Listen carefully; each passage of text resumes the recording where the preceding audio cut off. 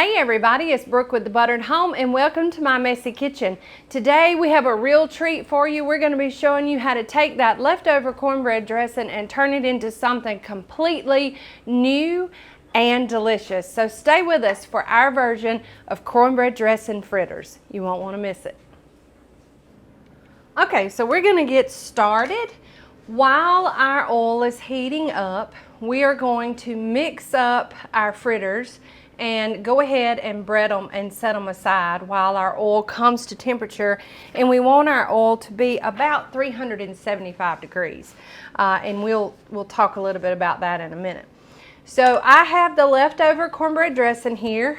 It's about 2½ cups. And to that, I'm going to be adding 1 cup of shredded cheddar cheese. You can use whatever cheese you like. I just happen to have some shredded already. That's sharp cheddar, so that's what we're going to be using today. But Alexa, stop.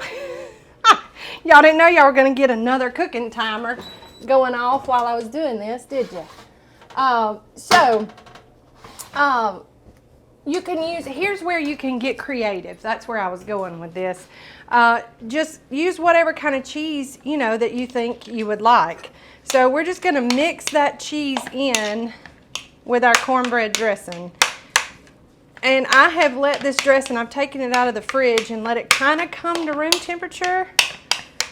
So it'd be a little easier to work with. But it doesn't have to be room temperature. It can be cold. Either way.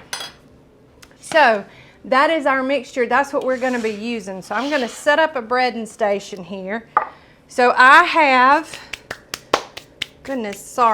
I have 1 cup of plain flour right here. And to that, I'm going to be adding in about 1 teaspoon of salt and about 1/2 teaspoon to 1 teaspoon of pepper. So if you've got really good cornbread dressing, you really don't need a lot of seasoning at this point right here. But I like for the breading to have a little flavor that only helps increase the depth of the flavor that you get from the fritter itself. So we just want to mix that up there.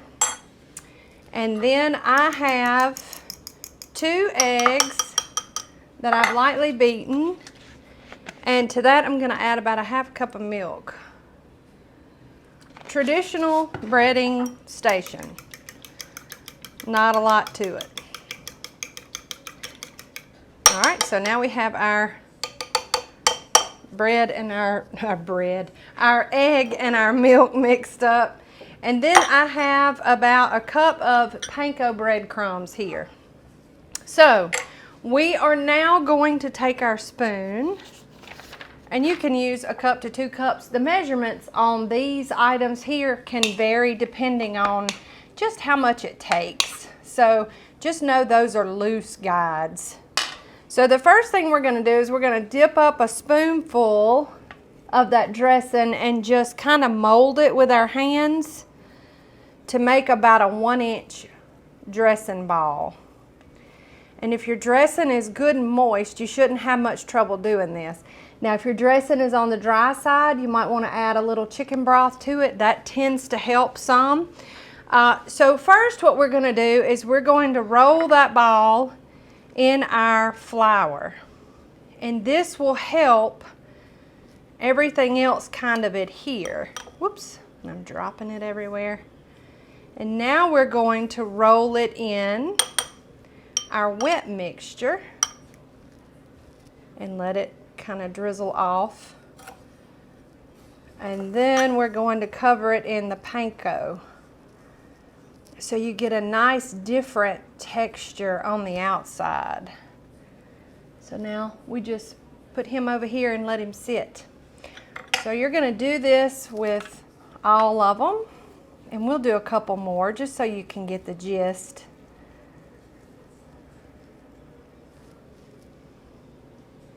Just dredge that in that flour mixture. Pop it in the egg and milk mixture to get it nice and wet. And then roll it in the panko. And that gives it a nice crunchy outer layer. Do one more. And you can use an ice cream scoop for this so that you get them all about the same size. I do it mostly by feel because I know in the well of my hand right here how it should fit. So drop it in that flour, seasoned flour, then in the wet mixture, the egg and the milk. We got some egg membrane that didn't whip up good in there that's causing me some problems. Cover it in that panko and set it to the side. Okay, we're gonna finish these up and wait on our oil to get ready, and then we will be back with you to show you how to fry these up into some delicious goodness. So stay with us.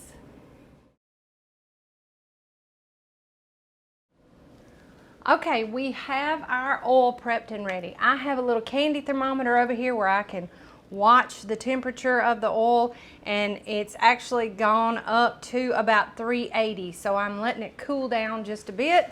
But I wanted to talk to you a bit about how you, if you don't have a thermometer, how you can tell if your oil is ready. So most everybody has like a little wooden spoon, and most times if you just touch that wooden spoon in there and you see it start to bubble, then your oil is ready. That is a good rule of thumb. Also, let's talk about frying safety. I like using a slotted spoon. It's probably going to get loud, to carefully place my items in the hot oil. Now we're going to let these, we're going to do these just in like batches of 3, just so I won't crowd anything, and I'll have room to flip them over. I would always suggest that you fry in batches like this and take your time, be patient, watch your temperature to make sure that it's not too hot. Now I'm going to flip these over because I see them starting to brown really fast. Now everything in here is already cooked. The egg wash that we used to bread them is only on the outside, and when you see it brown on the outside, then that egg has cooked, so you don't have to worry about it.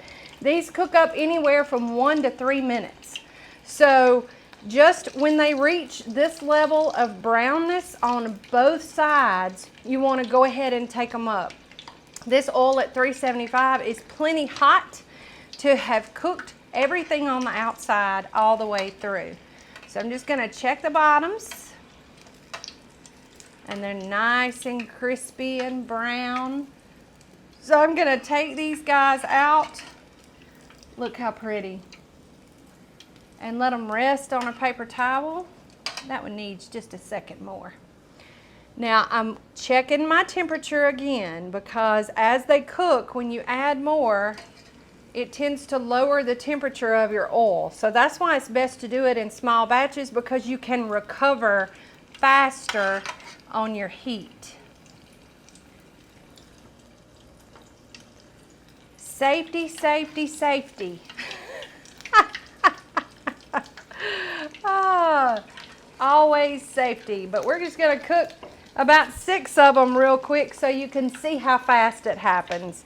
And it really is perfect. I mean, this is one of the most original ways. So first, let me give a disclaimer.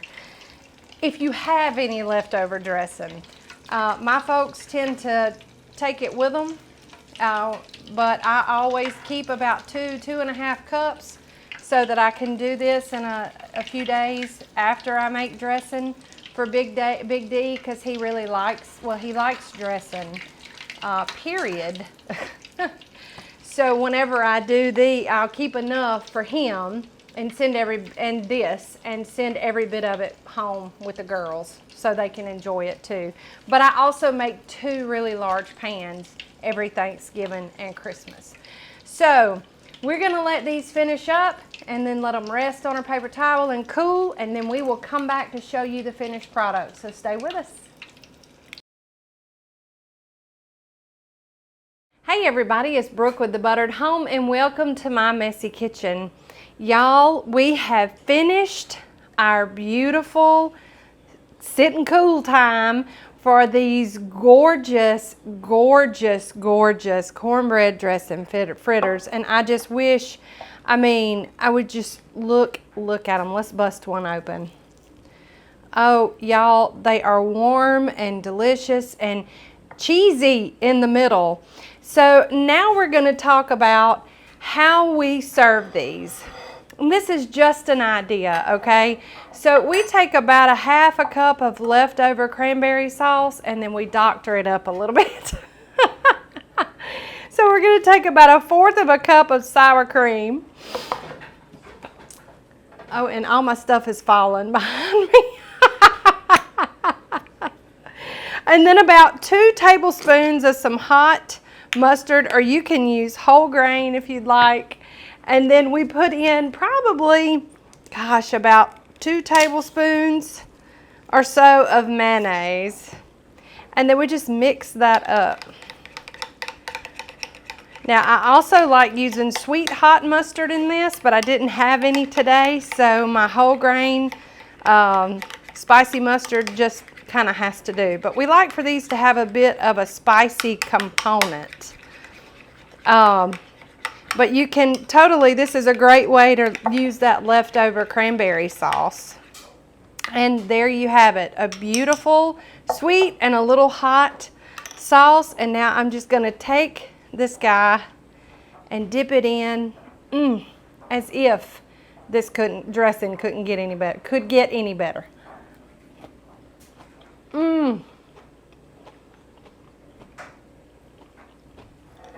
Crunchy on the outside, smooth, creamy, and cheesy on the inside, but it tastes like home. It is still very much cornbread dressing. It's just taken and we've repurposed it in a new way. That panko breadcrumb on the outside gives it just enough crunch, and it tends to hold it together a little bit with that egg and milk. And you take leftovers and turn it into a beautiful thing here with the sauce and with the fritters.